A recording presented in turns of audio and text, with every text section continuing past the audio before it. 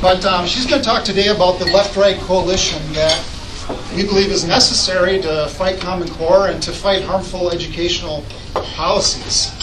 And that sounds kind of shocking to say that we want to form an alliance with the left. And if you read my announcement today, I mean, I kind of played up the caricature a bit to sort of make the point that, yeah, that seems kind of strange. Why would you want to do that?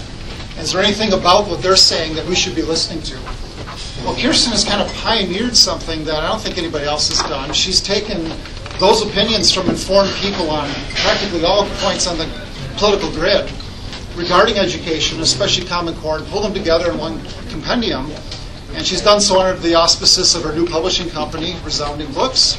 And the book is this one, Common Core, Common Ground on Common Core. And my mouth is getting dry, so I'm not going to read the subtitle. It's not that long, but it's pretty long. Anyways, you know her probably as the organizer of the Wisconsin 912 Project. I found out about her because of some of the things she was doing back a couple years ago that I thought were crucial. The things she was doing to oppose, I got to say this, I'm sorry I'm going over, but this is really important. The things she was doing with the 912 Project regarding the Obamacare exchange, this was at a time when virtually every Republican assemblyman voted for it, and it went to the Senate. And about the only organized resistance I found was Kirsten's group down in Madison, the 912 Project. And thankfully, through Frank Lassay, then that resistance was developed, and eventually it was stopped, and Governor Walker even returned that money to develop the state-based exchange and so on. So I have a very high view of Kirsten from that experience alone, say nothing about a few other things that I shouldn't go into. So anyways, she's been here a few times. I'm welcoming her back again, and so join me in welcoming for the third time. Thank you so much. It is really lovely to be back here with all of you. I really think of the Fox Valley Conservative Forum and the folks up here in Appleton and the surrounding area as my second grassroots family. Wisconsin 912 obviously is my first, but you guys really are my second family. So thanks for welcoming me back for the third time. I'm delighted to be here. You're going to grab the microphone? I should be. I guess. Do I need both of them? Yay. Is this on? Yeah. Yay! Okay. Well, all right. Then I can do both. There we go. I just want to make sure I'm not providing feedback for people because I'm being recorded and they need to be amplified. Again, I'm just delighted to be here with all of you. As David told you, I started my own publishing company about a year and a half, or getting close to 2 years ago now, Resounding Books. And I did it in sort of an interesting way. I didn't do it as a regular business. I did it as a PAC, a political action committee, with the idea that the profits from some of the projects that I would do would go back into activism, into fighting on behalf of or against causes that we published on. And I'm proud to be able to tell you that the monies that would have gone for royalties to contributors to this volume are instead being pooled for Common Core activism in this, like literally across the United States. So that's really exciting. So when you purchase the book, you're actually contributing to activism, not just getting a great reading experience. A lot of people have asked me why I would do this. David's question is sound. Why would those of us who consider ourselves to be more on the conservative or libertarian portion of the political spectrum, why would we want to be talking to people who identify on what they think of as the left or what we think of as the left? How does that work? We're at each other's throats, it seems, on almost everything. Why and how would it be possible even to forge a relationship and get something done on Common Core? Well, as it turns out, this is not a partisan issue. And we actually do have a lot of common ground on this issue. But we actually have to be talking to people on the other side to discover that. And one of the things that happened for me is that in fighting the battle here in Wisconsin, in the conservative and libertarian grassroots, it became very quickly apparent to me that we have, unfortunately, a Republican leadership right now that has zero will to do anything about getting rid of Common Core in the state of Wisconsin. And that's a hard reality, and it's a difficult thing to have to say out loud. But I think it's really important that we be very clear that that's the case. Our governor is essentially committed to Common Core. He says some vague things in the press to indicate that he might want to get rid of this, but when you know the political inside baseball about what's going on up at the Capitol, it's very, very clear that he isn't really interested in seeing Common Core go anywhere. You need to know that up front. In addition to that, he's got legislative leadership that work with him who are committed to ensuring that this doesn't go anywhere. So when Ruth is talking about her petition and getting rid of Luther Olson or stopping him from being on committees, particularly the Senate Education Committee, that's really important because essentially Luther Olson right now is the fall guy for higher leadership. They're leaving him in place for a reason, and they have right now absolutely zero intention of removing him from the Senate Education Committee. That is the word up at the Capitol. So they're going to say a lot of things and pretend like they're on our side and try and make us think that they're doing the right thing. But the problem is that they're leaving all the people and situations in place to ensure that this doesn't go anywhere. At best right now, in my humble opinion, we are headed for a rebrand of Common Core, not a repeal. So it's really, really important that we understand that. Now, again, why would we talk to the left about this? Because we need critical mass in terms of political pressure.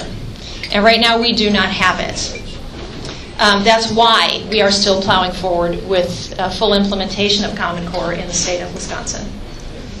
We do not have the number of people, we do not have the volume of anger that we need, of discontent, and so we need every person and everybody we can get, and frankly, we do have a lot in common with those on the left on this issue. Why? Well, it has to do with something you've heard me talk about before, if you've been to hear me speak here at Fox Valley Conservative Forum in the past, and that is something called public-private partnership. How many of you remember me talking about this topic at all in the past? Well, I see Bill's hand. There's a few people whose hands are going up. Well, for those of you who do not know what public-private partnership is, let me take a few moments to just explain that. Public-private partnership is when big government and big business hold hands. There are lots of different words for this, lots of different phrases. Another is fascism. That's what it is. And unfortunately, on the right, on what we think of as the right, we have been sold a bill of goods for a long time. We have been told that if business is involved in finding the solution, then it must be a good thing. And unfortunately, that is a lie. It can be a good thing if business is involved alone. It is not a good thing when business is holding hands with big government.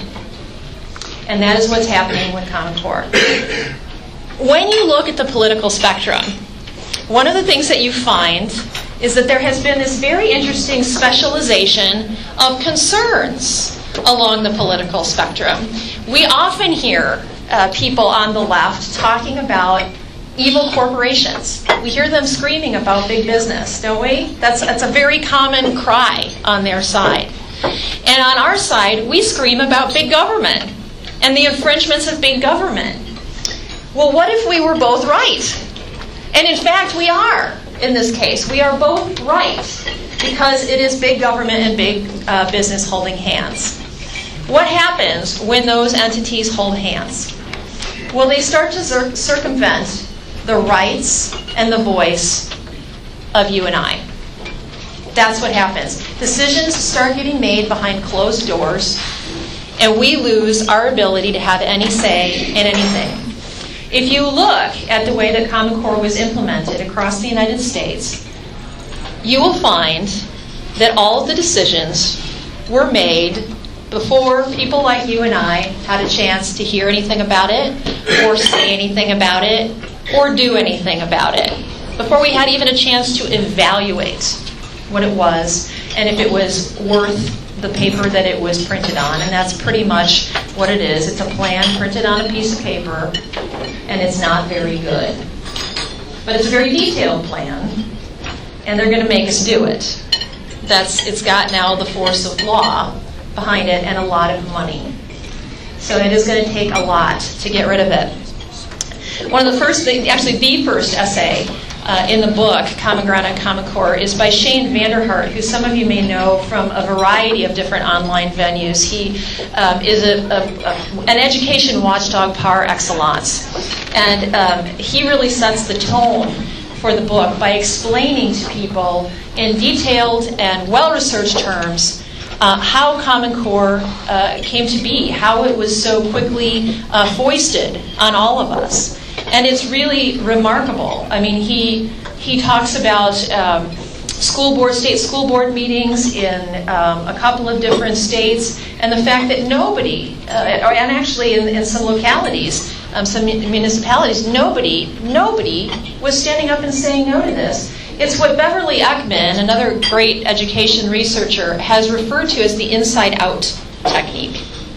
And how this works is that big government and big business make these decisions behind closed doors, and they start implementing infrastructure behind closed doors, behind the scenes, under the radar, where you don't know about it.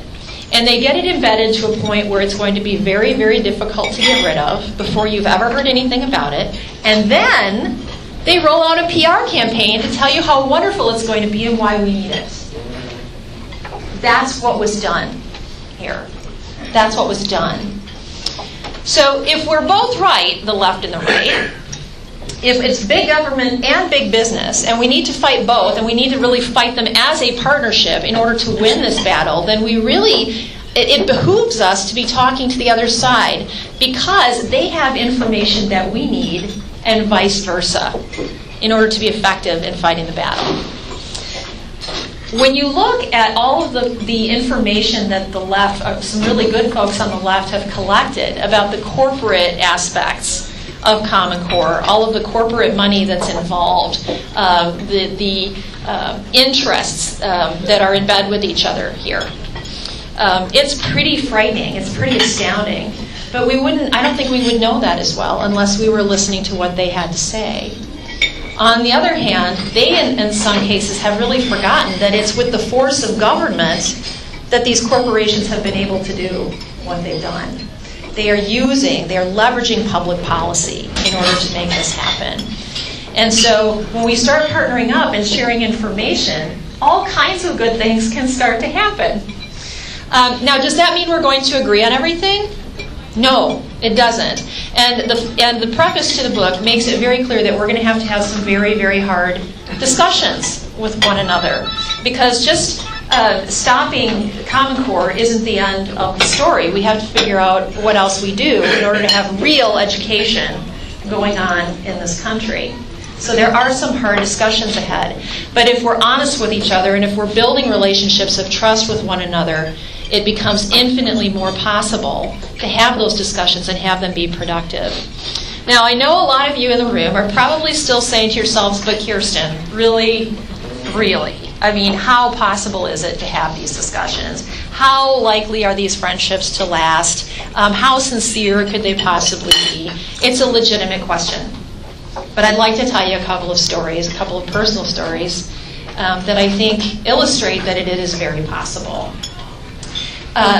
About a little over a year ago, Jeff Horns, who some of you also know, Jeff is another activist in the Madison area. Jeff Horn and I were told by a mutual friend that we should think about meeting with a new dean of education at a local college, a local private college in the Madison area.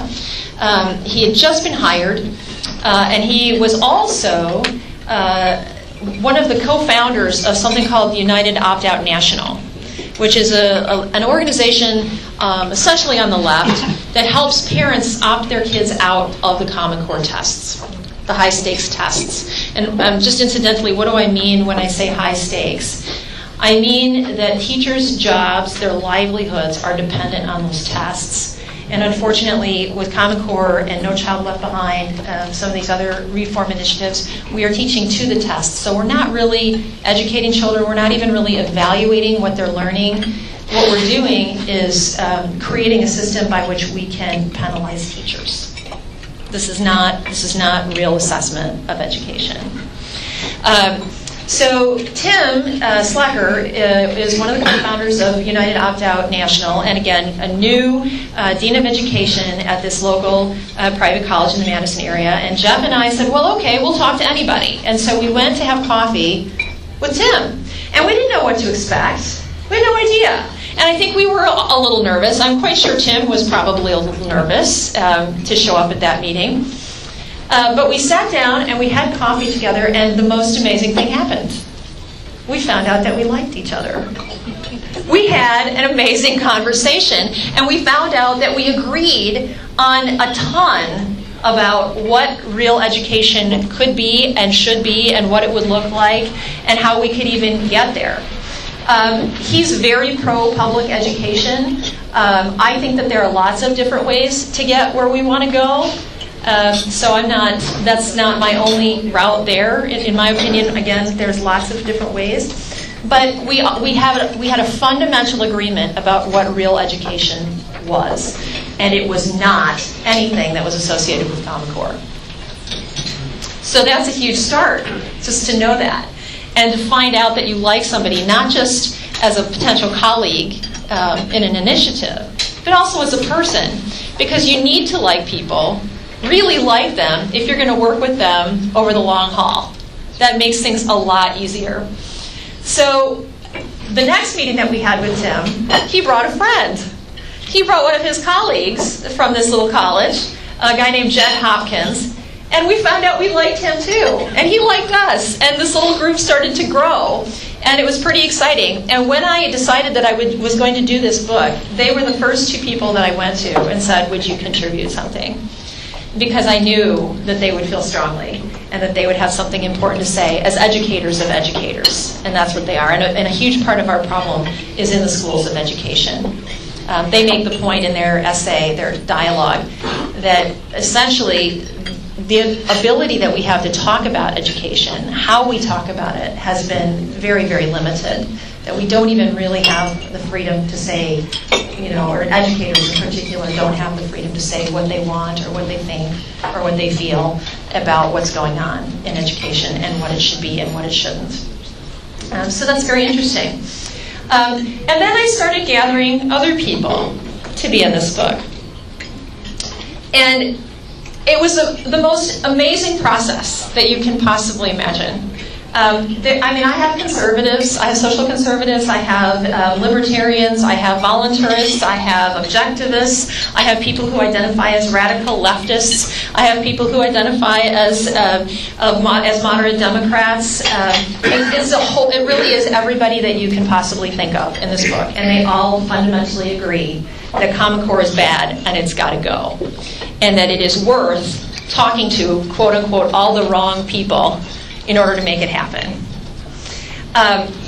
One of the other women that is in the book is a professor at a little college out in Maryland. And she is one of the most hopeful examples that I can think of the kinds of friendships that can be formed as well.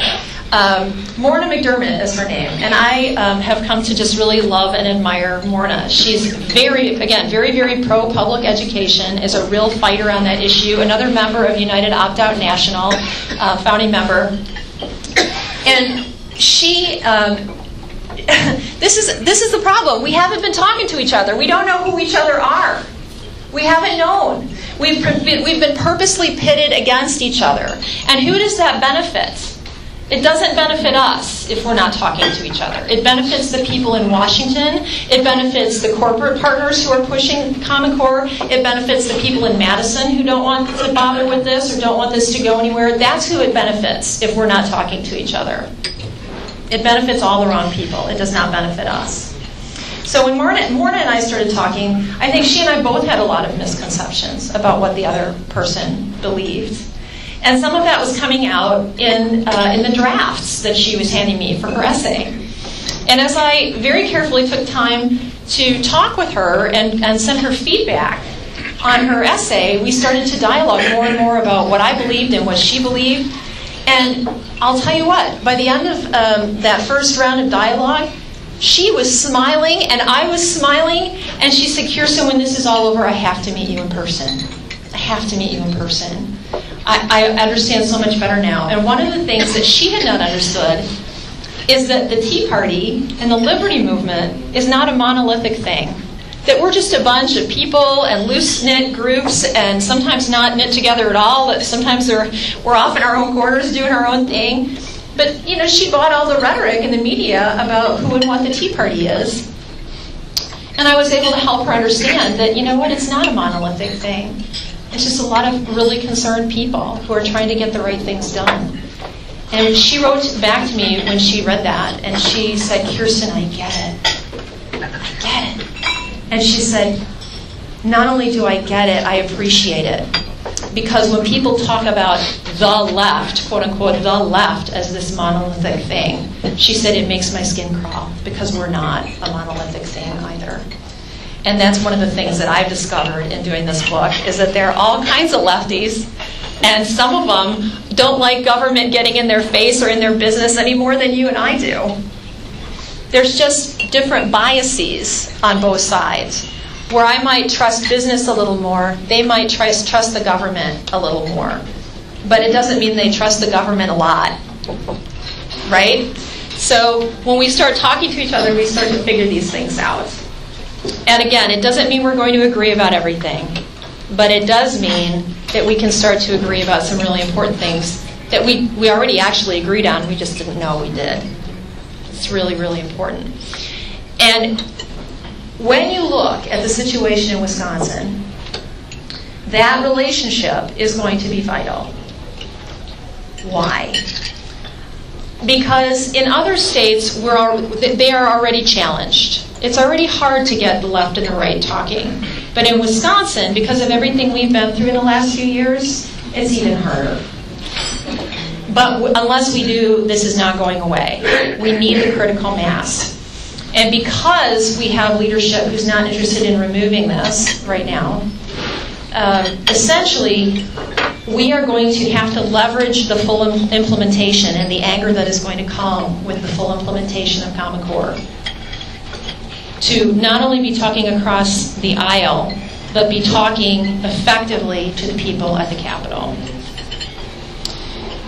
What do I mean when I say leverage full implementation? That's a hard, it sort of even makes me queasy to say it.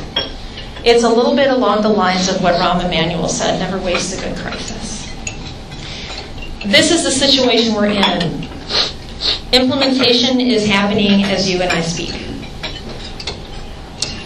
We tried over the last year or year and a half to get our legislators and our governor to listen. We pointed to New York and to Kentucky where this mess has already gone in. And we saw the screaming, and we tried to point out the screaming, and we tried to point out the disaster that was going on with kids and teachers and parents and taxpayers in these other states where early implementation had been embraced. And we sent open letter after open letter after open letter. Some of you may have seen some of them. They were all released to the news wires. It didn't do a bit of good, except for one thing. It did finally get us, one of the things that it did help to get us is a set of public hearings for the first time on Common Core in this state, which had not happened previous to that. So we were able to make some headway on political pressure. We were able to get some things done, but ultimately, after those hearings, what happened? Nothing. Nothing. They basically just felt like, okay, well, we've given you what you wanted. You know, we've had a series of hearings, and now we're just going to plow forward. That's what they did. And every bit of helpful legislation that we possibly could have gotten passed was quashed by legislative leadership. And Luther Olson was sort of the linchpin in all of that. They used him pretty heavily. Well, as implementation goes in here in Wisconsin, we are going to see the kinds of things that have happened in New York and in Kentucky. And it's going to get ugly. And the first people that it's going to get ugly for are the groups that I mentioned previously: children, students, and teachers. Teachers are on the front lines. They are the ones having to implement this in their classrooms. They're the ones who are having to proctor the tests. They are the ones who are having to prepare their children, their classrooms, for those tests. And again, what are the tests? They are not an evaluation of what the children are learning. As a matter of fact, they couldn't possibly be, because we're testing more and more and more and more, and we're actually learning now less and less and less and less in the classroom.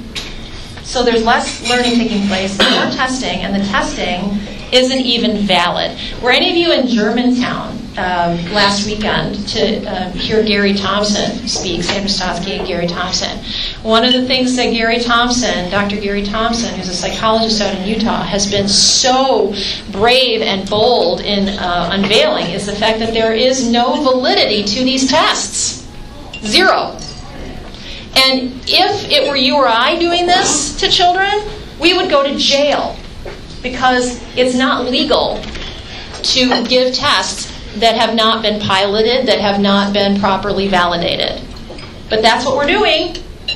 That's what we're doing. And why are we doing it?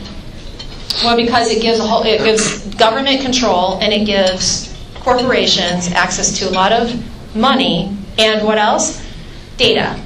And what does the data do? Data provides access to even more money. And I'll talk about that a little bit more in a second. But we are going to see more screaming, because as these tests get done, as the kinds of homework that are being offered through Common Core start to really take root, the kinds of learning approaches that are used, the embedded pedagogy that's in these standards. Don't ever let anybody tell you that these are just standards. That's a lie. When you pair standards and tests, you drive curriculum. This is a closed loop. It is a standards, curriculum, testing, closed loop.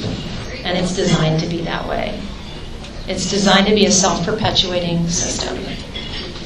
So as this goes in, and as the children are put under more and more stress from these tests, more and more stress from these learning approaches, many of which are frankly developmentally inappropriate and damaging to especially children at younger ages, we are going to see the kinds of things that we've seen in New York.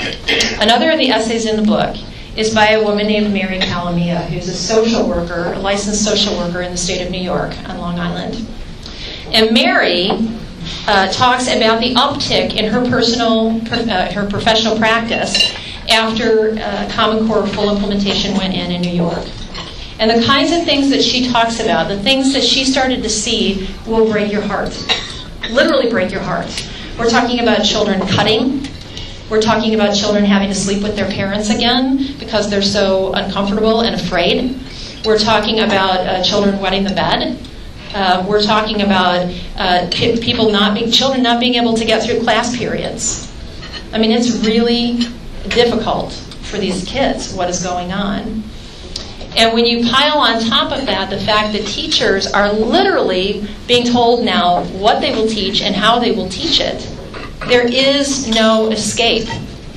You know, where before a teacher might have been able to say, well, look, I'll give them this much, and then, you know, it'll make them think that I'm kind of going along, but behind the scenes I'll do this and this and this and this to keep my kids on the right track, to keep my students okay. They can't do it anymore. There's no room. There's no wiggle room. And frankly, their livelihoods, their jobs, in many cases, are now tied to performance on these tests, which, again, have no validity. So kids are going to start screaming. Parents will start screaming when their kids start screaming. Teachers are going to start screaming. Right now, there's a lot of teachers in this state who aren't yet screaming for one of two reasons. One, because they're afraid, because their jobs are now tied to all of this, and it makes it very scary to speak up. But in addition, because of everything we've been through, there's, in some cases, a knee-jerk reaction. And some of the vague things that the governor has said in the press have led people to believe that he's now against Common Core. And they don't know the inside baseball. And so for them, it's just straight reactionism. It's just, okay, well, if the governor is, against this, then I'm for it. There is some of that going on. And it is difficult for us. Where, again, it would already be difficult to get left and right talking in other states. It's going to be more difficult here, but it has to happen, and it is starting to happen. And I believe that as the pain level rises in this state, people are going to be more and more willing to do that. So we know where we are in Wisconsin. We know where we need to get to, which is to get Common Core gone. It has to be gone. It can't be a rebrand. It has to just be gone. There's no fixing this thing. It's got to go away. Well, how do we get there? Again, we have to start talking to each other, but how do we make that work if we're not used to talking to people on the other side? Well, let me tell you kind of what I did in terms of putting this book together. I made a conscious commitment that I would strip partisan language out of the book, out of every single essay. And when I approached authors, I said, here's my idea. I'm going to edit you very carefully when you hand me your draft to make sure that everything in your essay is something that everybody who reads it is going to be able to at least consider. They may not agree with everything you say at the end, but they will at least give you a fair hearing. And that's what we did. Every single author in this book was willing to submit themselves to that kind of editing. And it's not that you can't tell where some of these people stand along the political spectrum. You can. Some of them it's very clear. But they've framed their arguments in such a way that anybody can hear them. Anybody can consider what they have to say. And that's so important. So when we start talking to our neighbors, when we start talking to our friends, our coworkers, and we're going to have to start talking to all of those people if we're going to get where we need to go, we're going to have to strip the partisan rhetoric and lingo out of our speech. And we're also going to have to start doing something that you may have heard me say in here before, and that is ask questions. How many of you, have you ever heard me talk about how the brain handles questions versus statements? This is a really important point, and it's very valuable for any conversation that you would ever have, not just with somebody on the other side. It could be important with your spouse or your child.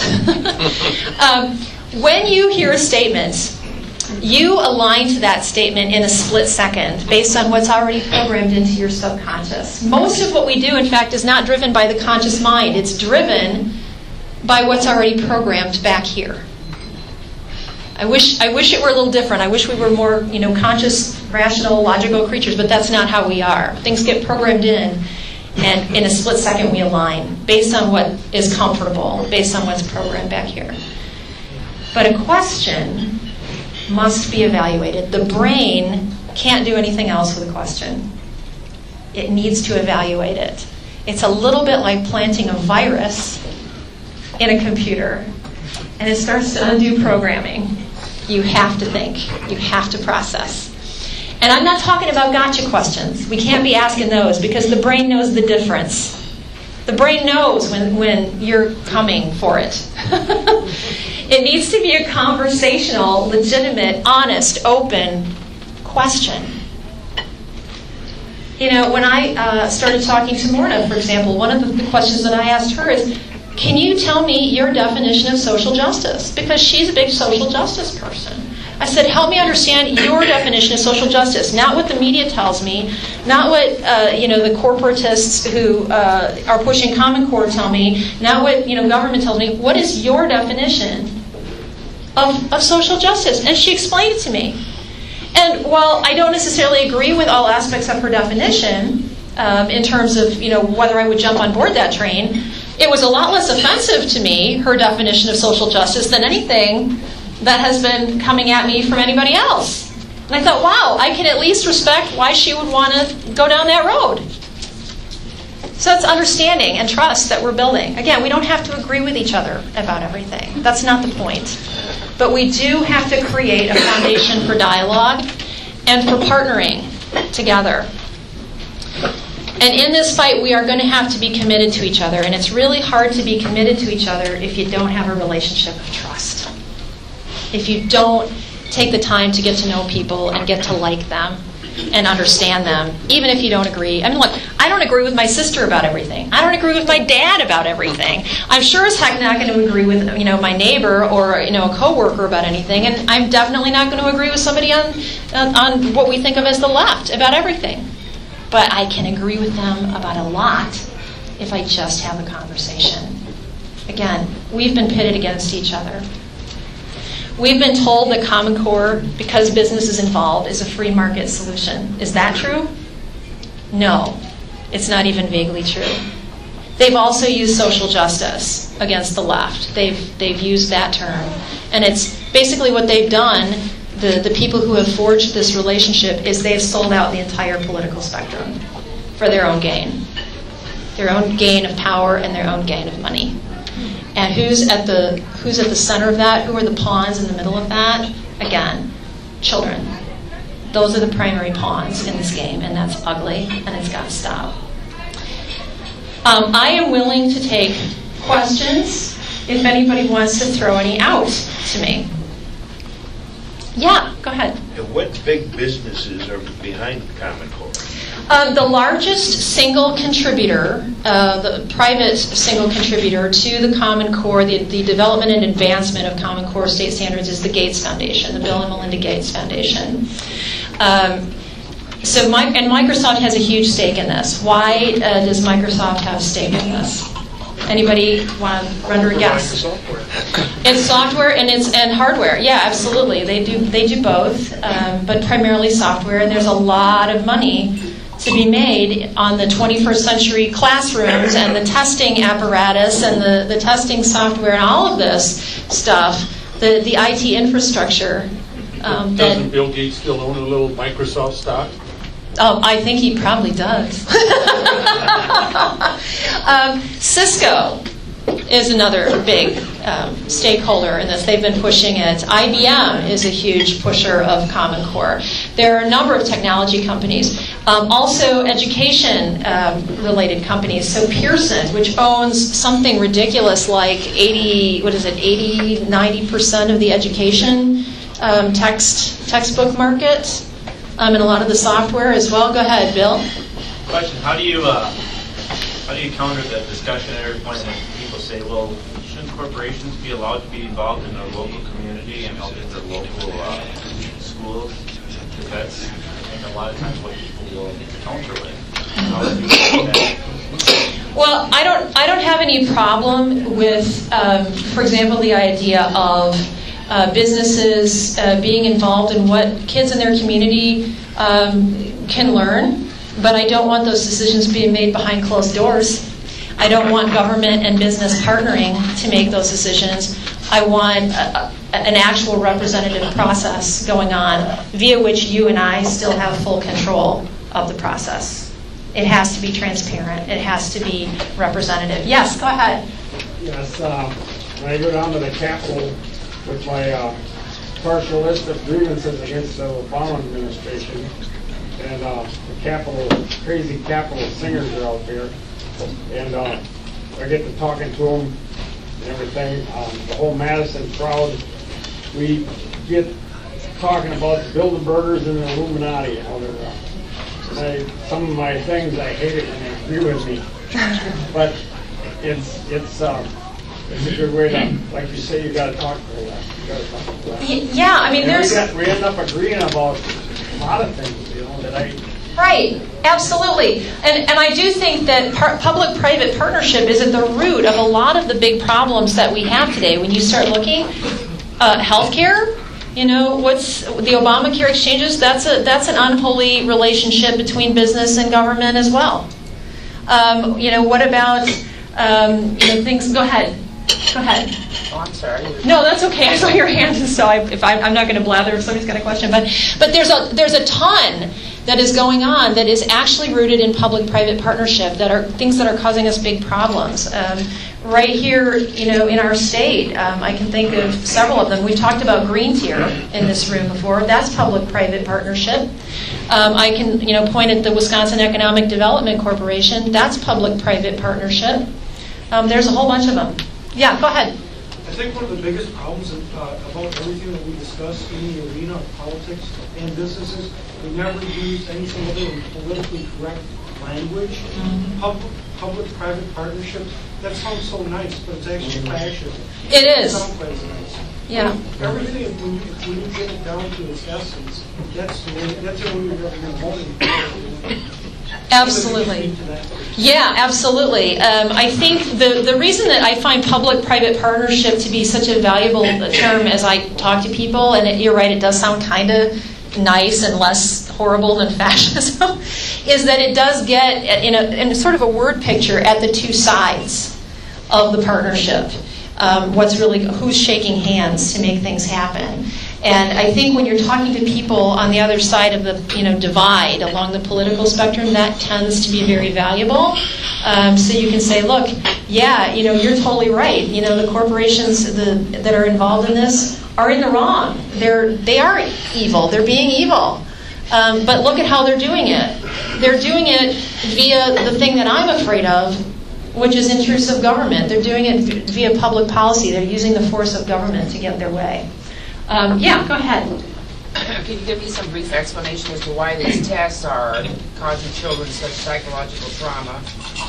What are the tests doing to these kids? Why? Well, part of it is just the sheer amount of testing that is going on.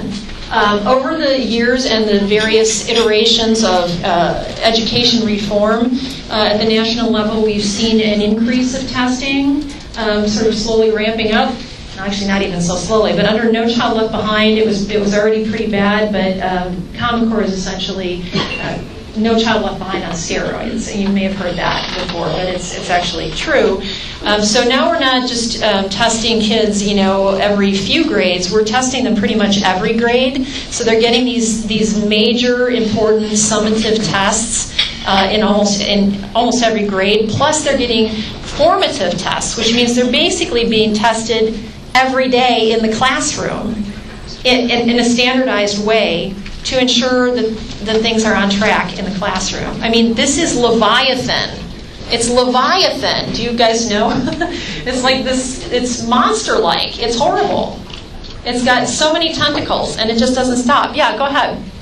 Are there any conservative organizations that are really fighting Common Core, or businesses, conservative businesses that are fighting? I don't know of any conservative businesses that are fighting it so much. I mean, I know plenty who are, all on board. And frankly, Wisconsin Manufacturers and Commerce, which is one of our most powerful trade organizations in this state, is fully on board and put out a press release, I believe, in February, saying that they embraced and endorsed Common Core.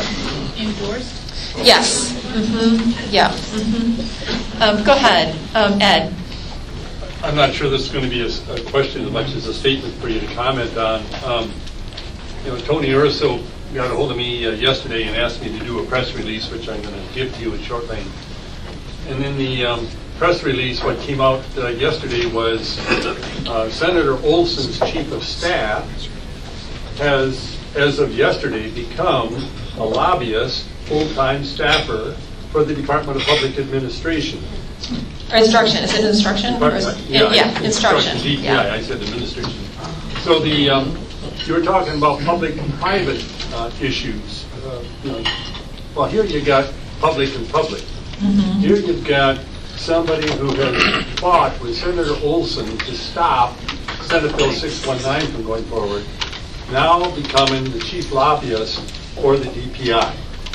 So I wonder what your comment would be when you talk about public type of issues. I am very much aware of the situation that you're talking about, and it's incredibly disturbing.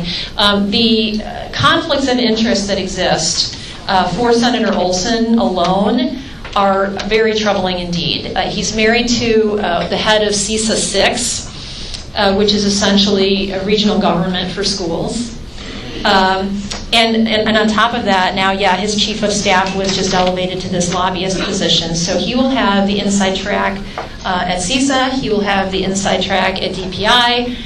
This is pretty ugly, what's going on. As long as he remains chairman of the Senate Education Committee, yes, or vice chairman, either one. Correct. And that's what I would hope people understand, why you have to understand that Senator Olson has to be removed from the authority he has had over state education.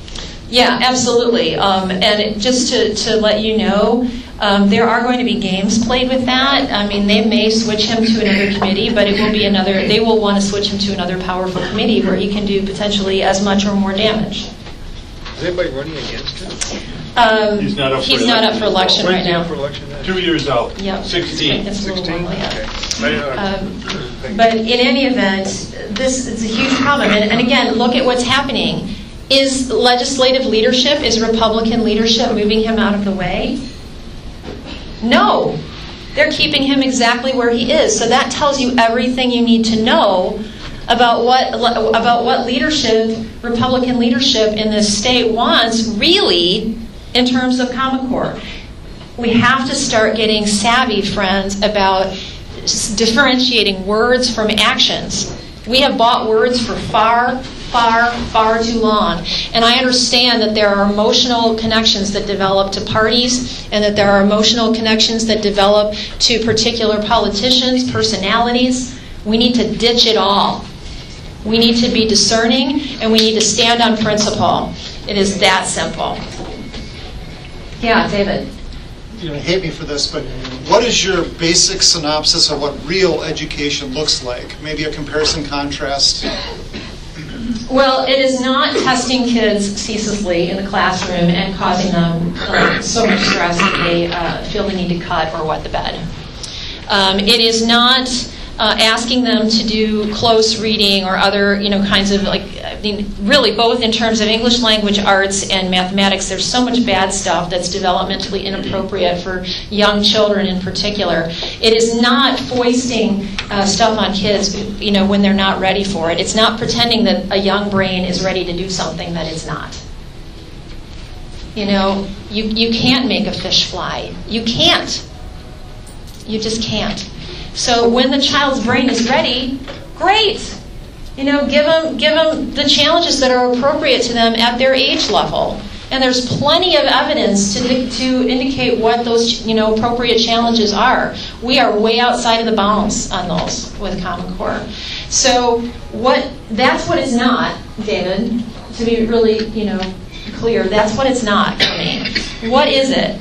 I think that depends on the child. And I think it depends on the parent. And I think it depends on the teacher that they choose to trust to help them navigate the process. If you're homeschooling, then chances are you as a parent are the primary decider of what is going to be good for your kid. If you are in a position where you can't homeschool and you've got to put your child in a public school or a private school, then gosh, you still should have a ton of say as a parent. You should have, frankly, all the say as a parent about how your child learns. You, as Gary Thompson has said, are basically the CEO of your kids. You know them better than anybody. You know how they're going to learn. Not every kid learns the same. Another essay in the book is by a woman who has 2 children. One of whom has learning differences. And she talks about what this is going to do to not all kids, really, but in particular kids with learning differences. And it's going to essentially, emotionally and psychologically kill them. It's going to damage them profoundly. So what are we doing? Are we allowing other people to dictate how our kids learn? Or are we going to stand up and say, no, we are the masters of how our children will learn. We know them better. We are in the best position to determine how they learn, when they will learn, what they will learn, and frankly, to protect them in that way and give them the best possible educational experience and the best possible future going forward. So. You got one more. Kirsten, there are flyers from the Germantown rally back there. The rally will be put on the website. It isn't there yet, and there's more information for anybody that didn't attend the rally who's still interested in learning more about Common Core. Pick up one of those, and please sign the petition to take Luther Olson out. Absolutely. Let's send a message to leadership in Madison. We are not going to be content with the status quo. They've got to go. And thank you for all your work on that petition, Ruth. Let's give her a hand for that.